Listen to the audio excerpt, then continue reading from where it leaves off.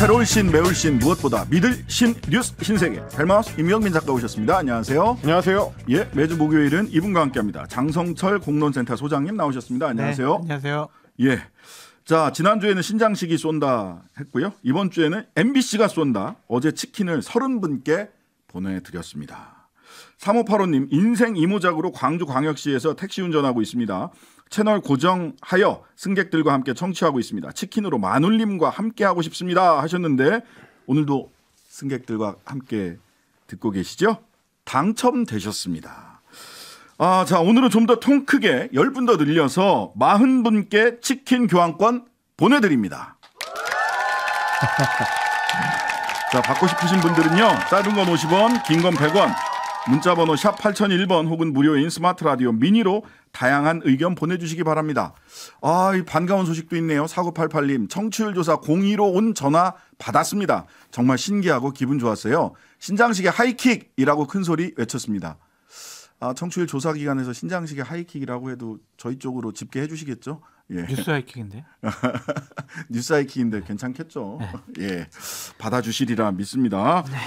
자, 본론 들어가기 전에 요거부터 잠깐 짚고 들어가겠습니다. 자, 양곡관리법 개정안 제의 요구했고 대통령이 거부권 행사했다라고 하는, 결국 최종 부결됐습니다. 그렇습니다. 오늘 본회의에 재의결을 이제 시도를 했었는데요. 국회에서 부결이 됐습니다. 출석 의원 290명 중에서 찬성 177표, 반대 112표, 무효 1표가 나왔습니다. 헌법상의 대통령이 제의를 요구하는 법률안 같은 경우는 재적 의원의 과반수 출석에 출석한 의원의 3분의 2 이상이 찬성을 해야 본회의를 통과할 수가 있는데 이번에 이제 표결 결과는 여기에 미치지 못했습니다.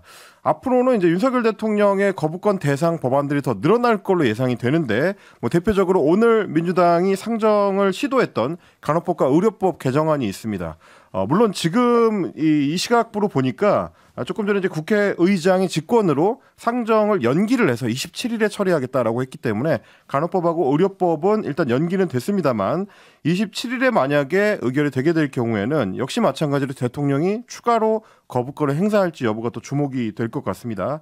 양당과 대통령실의 대처가 어떻게 될지 관전 포인트를 늘어날 것 같습니다. 오늘 김진표 의장이 그 본회의 상정을 늦추면서 이해 당사자들 간에 또 뭐 정부와 함께 논의가 진행되고 있으므로 늦춘다 이렇게 얘기를 했거든요. 그 논의 결과가 어떻게 그래서 본회의에서 합의 처리가 가능한 정도의 결과가 나올지는 좀 지켜봐야 될 것 같아요. 어쨌든 지난 화요일 날 국민의힘의 정책위에서 네. 대안을 좀 마련해서 야당과 협상을 해보겠다라고 방침을 천명을 했었거든요. 오랜만인데요. 네. 그러니까 양곡관리법 관련해서는 왜 당신들은 대안도 내놓지 않고 왜 거부권 행사만 하냐. 방금 또 거기서 얘기하시고. 그러니까 이제 예. 간호법과 의료법은 대안을 얘기를 했는데 좀 민주당이 좀 논의에 참여를 안 한 것 같아요. 그래서 일단은 27일 전까지 새로운 원내대표도 국민의힘에서 뽑혔으니까 좀 논의를 제대로 했으면 좋겠습니다. 네, 지켜보도록 하겠습니다. 홍준표 상임고문 전격 해촉됐습니다. 상임고문 해촉, 우리 장 소장님 오랫동안 그 국민의힘 계열 정당에 쭉 공채 일기셨죠? 네. 계셨는데 네. 상임고문 해촉 사례가 있습니까? 살다 처음 봤고요. 그러니까 지자체 단체장을 상임고문으로 임명을 한 것도 되게 이례적인 거였어요. 처음 있는 일 아니었었나라는 좀 생각이 그렇죠. 들고 네. 정진석 비대위원장 시절에 임명을 했었거든요. 네. 그러니까 좀 원로들의 다양한 목소리를 좀 듣겠다라는 차원이었는데 이게 참 비대위원장이 바뀌면 당의 방침도 바뀌어가지고 이게 뭐가 뭔지 모르겠습니다. 오늘 이제 해촉을 했습니다. 국민의힘이 비공개 최고위원 회의를 열고 논의를 한 끝에 홍준표 시장을 당 상임고문직에서 이제 면직하기로 결정을 했다라고 해촉하기로 했다라고 하는데요. 상임고문이라는 게 말씀 아시다시피 통상적으로는 이제 당 대표를 지냈거나 대선 후보를 지낸 인물들을 이제 위촉하는 명예직입니다. 그리고 이제 대표에 대해서 이제 자문 역할을 하는 곳인데 홍 시장 같은 경우는 이제 당 대표를 국민의힘 계열의 정당에서 이제 2번이나 지낸 인물이기 때문에 그 당시에 이제 정진석 비대위원장이 상임고문에 위촉을 했었고요. 해촉 사유가 뭐냐라고 이제 기자들이 물었더니 김기현 대표의 답은 이거였습니다. 현직 지자체장으로 활동하시는 분은 지금까지 상임고문하고 이제 겸직하지 않는 것이 이제 관례라서 그거를 정상화한 것이다. 이런 이제 설명이었고요. 유상범 수석 대변인 같은 경우도 해촉 절차는 최고위의 의결이 별도로 필요 없고 그냥 당대표의 결정으로 해촉이 가능하다. 이렇게 설명을 했습니다. 그러니까 왜 이렇게 설명했는지를 보니까 국민의힘 당규상 그 당대표 자문 기관 및 보좌 기관 규정이라는 게 있습니다. 네. 그 내용을 보니까 이 상임 고문을 위촉하는 절차나 상임 고문이 될 수 있는 자격은 들어가 있는데 정작 해촉과 관련된 항목이 별도로 없다 보니까 그래서 당 대표가 결정하는 걸로 한다라는 게 이제 국민의힘 쪽의 입장인 것 같습니다. 그러니까 해촉 규정을 왜 안 뒀냐면 당연히 원로잖아요. 그런 분들 그냥 끝까지 그냥 네. 상임 고문으로 위촉하는 건데 이거를 중간에 해촉하는 거는 다른 의미가 있다라고 보여져요. 그러니까 이게 안 좋은 사인인데 그냥 시끄러운 사람, 우리 말 안 듣는 사람, 다른 얘기를 하는 사람, 뭐 쓴소리를 넘어서서 그냥 다른 얘기하면서 시끄럽게 하는 사람조차도 그냥 두고 싶지 않은 것 같아요. 네. 그러니까 저는 이 모습을 보고 유승민 전 대표도 위험해졌다라는 생각이 드는 거예요. 이재호 고문도 계신데. 이재호 고문도 위험해졌다라는 생각도 들고. 아니 그래서- 지금 이제 말씀하신 대로 좀 안 좋은 신호일 수 있다는 게 사실은 지난해에 이제 네. 국민의힘의 가장 큰 일은 이준석 대표를 좀 무리하게 끌어내린 것이다라는 이제 평가들이 많은데 거기에 사실 상임 고문을 해촉하는 것도 좀 무리해 보이기 때문에 이 무리의 연속이 아니냐 뭐 그러니까 이런 상징적인 거죠. 경고. 자, 자꾸 딴소리하고 쓴소리하면은 우리 당에서 쫓아버릴 거야.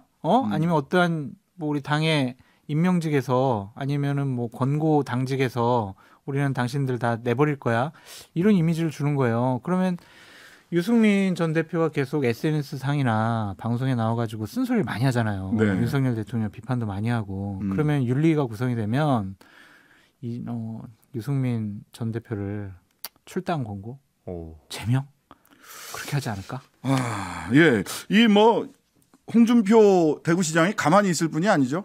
그렇습니다. 페이스북에 곧바로 이제 반박하는 글을 올렸는데 저희가 오디오로 좀 준비를 해봤습니다. 직접 들어보시고 오겠습니다. 엉뚱한데 화풀이 하네요. 그렇다고 해서 내가 잘못되어가는 당을 방치하고 그냥 보고만 있겠습니까? 비판하는 당내 인사가 한둘이 아닌데 그들도 모두 징계하시는 게 어떠십니까? 문제 당사자 징계는 안 하고 내를 징계한다. 이참에 욕설 목사를 상임 고문으로 위촉하시죠. 강단 있게 당대표 하라고 했더니만 내가 제일 만만했는지 내한테만 강단 있게 하네요. 입당 30여 년 만에 상임 고문 면직은 내 처음 들어봅니다. 내 참 어이없는 당이 되어가고 있다. 내 이래 봅니다. 허허 참. 본인인 줄 알았네요. 예, 음성대역은 지난번에 안철수 의원도 음성대역을 해주셨던 이상민 크리에이터. 네. 그래서 이제 경향신문에서는 이거는 그냥 김기현 당대표의 개인적인 판단이 아닌 것 같다. 지난 월요일인가요? 뭐 일요일에 있었던 MBC 100분 토론 때 네네. 홍 시장께서 윤석열 대통령에 대해서 조금 좀 안 좋은 아니 뭐 그걸 다른 평가. 뭐 안 좋다고 얘기를 해야 되나? 그러니까 그게 좋아요? 정치 초짜 시켜놓고 삼김식에 노련하고 협상하고 소통하는 정치를 기대한 것 자체가 잘못됐다. 그러니까 정치력 없는 대통령이라는 이 단어를 썼잖아요. 예. 그거는 안 좋은 거다라고 해서 대통령실과의 어떤 교감이 있는 거 아니야? 라고 이제 경향신문에서는 보도를 했습니다. 그러다 보니까 저는 사실은 김재원 최고위원에 대해서 스스로 자숙기간 김기현 당대표랑 합의했던 거잖아요. 사실은 한 달간 자숙기간을 가지기로 했는데 뒤늦게 특정한 시점에서 갑자기 대통령실이 징계를 해라. 그러니까요. 그러더니 갑자기 정말 그 윤리위원회 구성이 상당한 시간이 걸릴 거다라고 예상을 했잖아요. 네. 근데 오늘이죠. 13일 날 오늘자로 황정근 변호사 맞아요. 임명해서 그냥 바로 징계 절차 들어가겠다는 거거든요. 이것도 단순히 조수진 또 태영호 이런 분들이 했던 발언, 특히 5.18과 관련된 발언 때문이라고 대통령실에서는 그런 쪽으로 이제 전해지고 있는데 태영호 의원도 5.18 관련해서 이런저런 이야기를 전에도 했었잖아요. 4.3. 예, 4.3도 그렇고 4.3이나 5.18이나 뭐 등등 말씀을 하셨었는데 다른 이유가 있는 거 아니냐. 혹시 대통령실에 불충한 발언을 사석에서라도 하신 게 아닐까라고 하는 이야기들도 여의도에서는 왔다 갔다 하던데요. 들어본 적은 없습니다. 네, 좀 확인 좀 한번 해주세요, 장 소장님. 네. 뭐 그러다 보니까 이제 사실 이제 지난해 이후로 국민의힘 내에서 이제 빠른 의사 결정이 좀 두드러지는 것들은 대부분 이제 배경에 대통령실이 있는 거 아니냐라는 이제 얘기들이 많이 나오는 것 같은데, 근데 뭐 그거랑은 별개로 이제 국민들이 봤을 때는 사실 이제 홍 시장하고 김기현 대표하고의 이 일종의 이제 갈등이 촉발된 계기가 전광훈 목사를 둘러싼 이 평가 문제였기 때문에 전광훈 승입니까? 보기에 따라서 이제 자칫 그렇게 좀 해석될 수도 있는 여지가 있는 거 아니냐, 이런 걱정들이 좀 당내에서 나오는 것 같습니다. 그래도 김기현 당대표께서 새로운 당대표가 됐는데 뭐 공정한 기강 잡기를 통해서 국민의힘의 리더십과 권위를 세우려고 하는 것이다라고 말씀드립니다. 네, 공정성에 의문이 제기되지 않았으면 좋겠는데 그 리더십을 잘 세우시려면 근데 공정성에 대한 의문이 당내에서도 나올 수밖에 없는 거 아닌가라는 생각이 들어서 홍 대표도 홍준표 시장도 이렇게 굉장히 강하게 반발을 하고, 여튼간에 지난번처럼 이상민 크리에이터 대단하십니다. 또 속을 뻔했습니다. 제가 또 홍 시장이 직접 얘기하셨나 인터뷰하셨나 하고 생각이 들 정도로 대단하시다. 안철수 의원도 깜빡 속았었는데. 자, 민주당 전당대회에서 돈봉투가 돌아갔다라는 취지의 그 기사들이 좀 나왔습니다. 그렇습니다. 그리고 이제 검찰 수사도 좀 속도를 내고 있는데요. 문재인 정부의 고위직 인사들하고 친분을 과시하면서 10억 원 정도의 알선 수재를 했다라는 그 혐의로 어제 1심 재판에서 이제 징역 4년 6개월의 실형을 선고받은 이정근 전 민주당 사무부총장 사건, 이게 2021년 민주당 전당대회 의혹으로 확산되는 양상을 보여주고 있습니다. 사건의 고리는 이정근 전 부총장의 휴대전화 속에 들어있던 3만여 개에 달하는 녹취 파일들입니다. 지금 압수수색 과정에서 검찰이 확보를 했다고 하는데, 그 녹취 파일을 들어보니까 이정근 전 부총장이 전당대회를 전후해가지고 민주당 의원들한테 금품을 살포했다라는 혐의가 포착됐다는 거고요. 사건에 연루된 뭐 민주당의 윤관석 의원이나 이성만 의원의 주거지 그리고 사무실에 대해서는 어제 검찰이 전격 압수수색을 했었습니다. 내용을 조금 디테일하게 보면 이 음성 파일들이 지금 보도가 되고 있기 때문에 상당히 좀 내용이 좀 이 세밀한데요. 송영길 전 대표하고 가까운 사람 중에서 이제 강래구 한국수자원공사 상임 감사가 있습니다. 이분하고 이정근 전 부총장이 이제 전화 통화를 하면서 이런 얘기를 나눕니다. 송영길 후보의 당선을 돕기 위해서 투표권을 가진 대의원들이나 국회의원들한테 돈 봉투를 나눠주자, 윤관석 의원을 통해서 나눠주자, 이런 취지의 대화를 나눴다는 거고요. 그 당시에 2021년 선거 당시에 송영길 캠프에서 세 사람이 다 선거 운동을 하고 있었고, 송 대표가 당선된 이후에는 윤관석 의원이 당 사무총장이 됐고, 이정근 전 부총장은 사무부총장에 임명이 돼서 굉장히 좀 일종의 1등 공신으로 평가받았다라고 할 수 있겠습니다.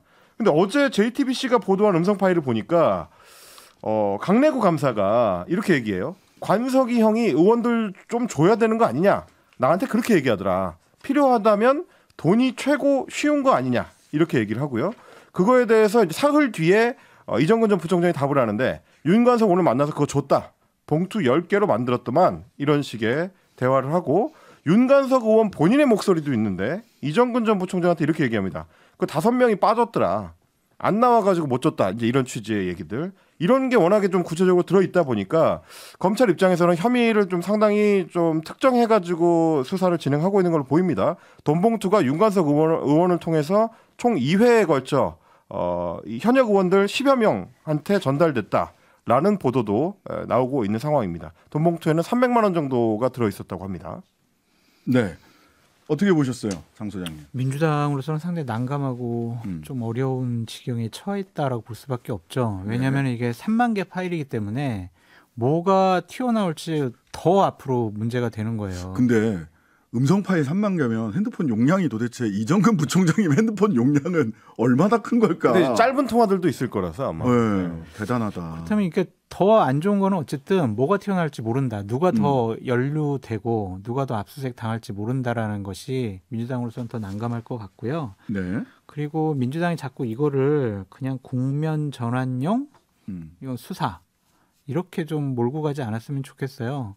그러니까 돈 문제와 관련해서는 이거는 좀 깨끗한 모습을 좀 보여야 되지 않을까 싶어요. 이전에 노웅래 의원 같은 경우도 여러 뭐 정치자금법 위반에 대해서 체포동의안 부결시키고 라임 사건 때문에 연루된 기동민 의원이나 이수진 의원 같은 경우에 당원 80조를 통해서 구제해준 부분이 있거든요. 그러니까 무조건 억울하다, 정권의 탄압이다, 국면 전환용이다 이런 식으로 정치적인 수사를 통해서 이 상황을 벗어나려고 하지 말고요.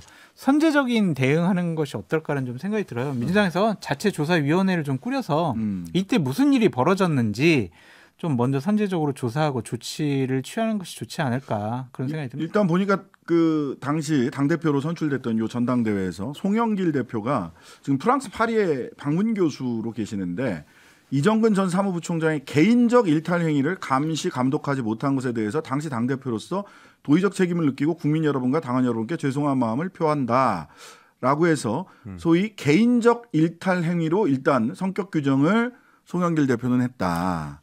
근데 이게 예전에 송영길 대표가 인천시장 할 때인가요? 그때도 네. 뭐 돈을 받았다, 뭐 정치자금법 위반이다 해가지고 수사도 받고 혐의가 있었는데 그때도 뭐 보좌진, 비서진이 받은 걸로 해가지고 넘어간 적이 있었거든요.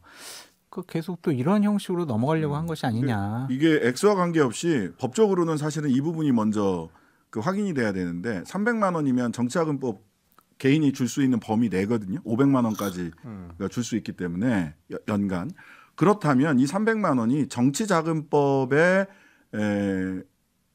규정한 방식에 계좌로 따라서 줘야죠. 계좌로. 방식에 따라서 아니 이제 현찰로 들어오면 이제 영수증 끊어줘야 되잖아요. 그리고 다 명부를 보고 하니까 누구한테 얼마 받았다라는 거 이런 정치자금법의 절차 범위 안에 이루어진 것인지 그렇지 않다면 이게 무슨 명목으로 오고 갔는지가 분명하게 밝혀져야 되는 거죠. 잠깐 죄송한데 예. 현금으로 정치자금을 받을 수 있다고요? 받을 수 있어요. 영수증 끊어주면 돼요. 계좌를 안 받고요? 예. 영수증을 끊어주면 받았다는 거 되는 확인해주면 거니까. 된다는 예. 말씀이신 건데 영수증이 나오잖아요. 근데 이제 문제는 성관이가 찍혀 있는 영수증이 있어요. 돈의 예. 출처가 이제 대전 지역의 이제 사업가한테서 나온 9천만 원이라고 이제 액수가 명시가 돼 있어서 네. 쉽지 않은 문제이긴 한 것 같은데 어쨌든 윤관석 의원은 본인의 발언을 왜곡해서 지금 단정적으로 보도를 했다라고 하면서 문제 제기를 하고 있는 상태고요. 이성만 의원도 뭐 강하게 이성만 의원도 이제 반발했다고요? 황당한 압수수색이다. 이 전 부총장과 관련해서 보도된 의혹들과는 전혀 관련이 없고 사실 무근이다라고 밝히고 있는 상태인데. 근데 제가 96년도서부터 정치권에 있었는데 돈 뭐 금품 수수 의혹과 관련해서 보도가 나오면은 제가 기억하는 한 명을 제외하고는 다 사실 무근이에요, 말도 안 돼요 이랬던 것 같아요. 네네. 그러니까 이게 그냥 상습적으로 의원들이 변명하는 원론적인 얘기가 아니냐라는 좀 생각이 듭니다. 자, 민주당에서 이 부분을 어떻게 대응할지 또 각 개별 의원들도 의원들이지만 민주당에서는 또 어떻게 대응을 할지도 문제고요. 그다음에 이후에 정책 효과도 민주당 입장에서는 이게 그냥 단순히 개별 의원들만의 문제다라고 이렇게 뭐 개인적 일탈이다 이렇게 해서 갈 수 있을지. 아니 왜냐면은 자꾸 이제 그러한 이미지를 주려고 검찰이 의도한 건지 안 의도한 건지 모르겠지만 프레임이 그렇게 갇혀버리잖아요. 그냥 쭉 읊을 수밖에 없어요. 네네. 이재명 당대표의 대장동 백현동 사건, 노웅래 의원, 기동민 막 이러면서 다른 의원들 여기는 돈에 문제가 많는 금품 수수를 받는 비리 혐의 집단 이런 식으로 프레임을 쫙 짜가지고 들어갈 거란 말이에요.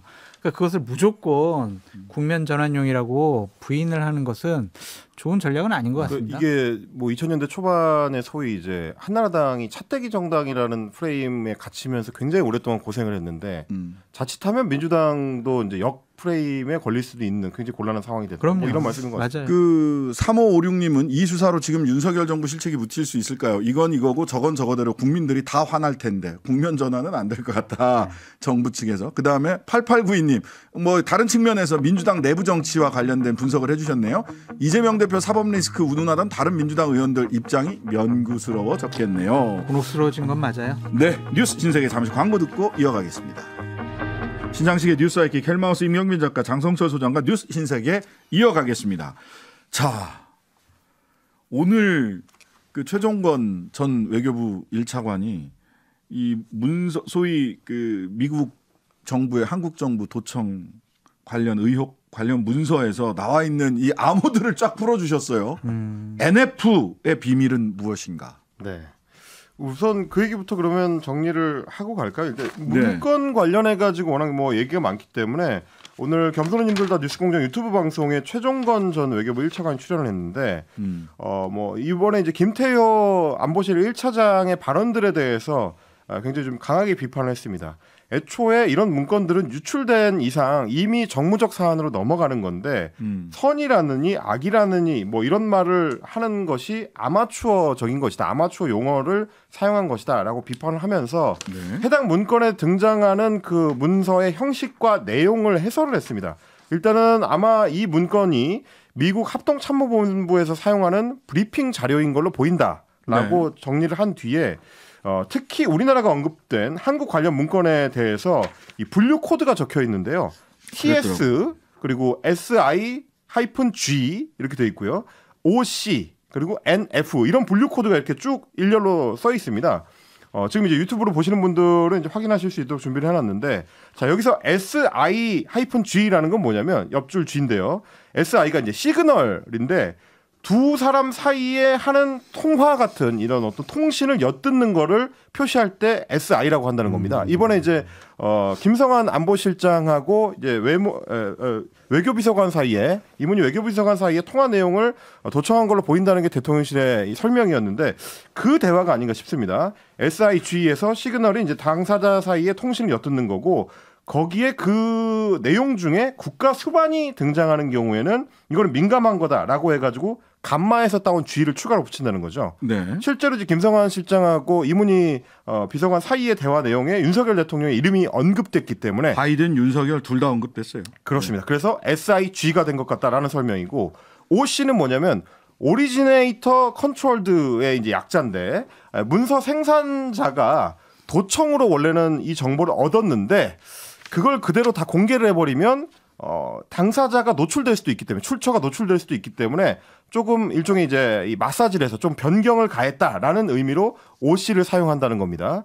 그리고 마지막에 등장하는 이제 NF라는 건 뭐냐면 Not Releasable for Foreign Nationals라고 하는 건데 다른 나라로 절대 공유하면 안 된다라는 의미입니다. 이거는 왜 이제 미국의 문서에 들어가냐면 미국, 영국, 캐나다, 호주, 뉴질랜드를 묶어가지고 5IG라고 합니다. 그러니까 미국의 최고 가까운 정보 동맹들이죠. 이 동맹들 사이에서는 정보기관의 문서를 서로 공유하는 그런 것들이 있는데 요 5IG에도 공유하면 안 된다. 굉장히 중요한 극비 정보다라는 뜻으로 NF를 붙였다는 거고요. 우리나라는 5IG에 안 들어가요? 포함이 안 들어가죠. 거기는 앵글로색슨들이 딱 모여 있는 데입니다. 거의 뭐 혈맹 뭐 이런 수준. 예, 영국, 호주 뭐 이런데요. 일본도 안 들어가니까요. 예. 근데 이제 이 NF라는 게 붙은 문건은 이번에 유출된 문건 중에서 한국 관련 문서가 유일했다라고 하니까 한국의 이제 관련 문건 내용이 굉장히 좀 중요한 걸로 이 평가를 받았다라는 증거가 되겠습니다. 어제 윤상현 의원이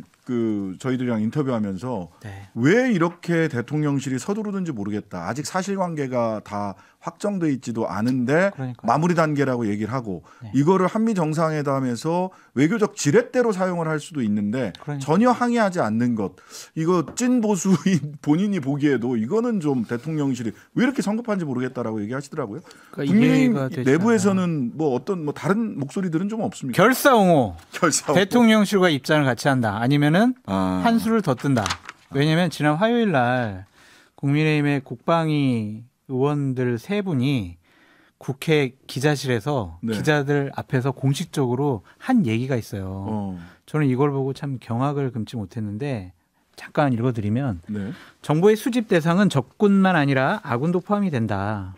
국가적 차원에서 정보는 외교 관례상 정보 출처와 내용 등에 대해서도 알아도 아는 채 하지 않는 것이 성숙한 태도다. 그게 정상적인 외교고 동맹 관리의 기본이다. 이런 식의 얘기를 해요. 그러니까 도청을 당해도 우리가 모른 척하는 게 성숙한 거야. 이게 맞는 것인지, 이 국방위 위원들이 이렇게 얘기하는 게 맞는 것인지 전 정말 한탄스러워요. 네. 이게 주권 국가잖아요. 네네. 도청 당했으면 아무리 뭐 혈맹이지만 항의할 건 항의해야죠. 문제점 지적할 건 지적해야 되는 거 아니에요? 그래서 사과받을 건 사과받고 또 재발 방지하고 우리는 또 뭐 도청 안 당하게 다시 한번 보안 상황 점검하고 이렇게 해야 되는데 이제 도청당해도 에이 쟤네들 도청하는구나. 에이 그래 아는 척하지 말자. 이게 맞냐고요 맞자. 이게. 난 진짜 화가 더군다나 나요. 그런 이야기에 이제 불을 붙인 게 소위 김태호 차장이 워싱턴 D.C. 그 공항에서 댈러스 공항인가요? 거기서 선의의 도청, 악의의 도청을 구분하는 듯한 그런 발언도 문제지만 네. 그 태도, 눈빛, 억양 이런 것은요 절대로 공직자가 해서는 안 될 행동들이었어요. 저는 정말 화가 나더라고요. 한미 관계 이렇게 가도 되는 건지 바로 이어서 김준영 전 국립외교원장과 인터뷰에서 이 문제 조금 더 자세히 들여다보도록 하겠습니다. 뉴스 신세계 지금까지 헬마우스 임경민 작가, 장성철 공론센터 소장이었습니다. 감사합니다. 감사합니다. 하루 종일 기다려지는 진짜 시사. 평일 저녁 6시 5분 신장식의 뉴스 하이킥.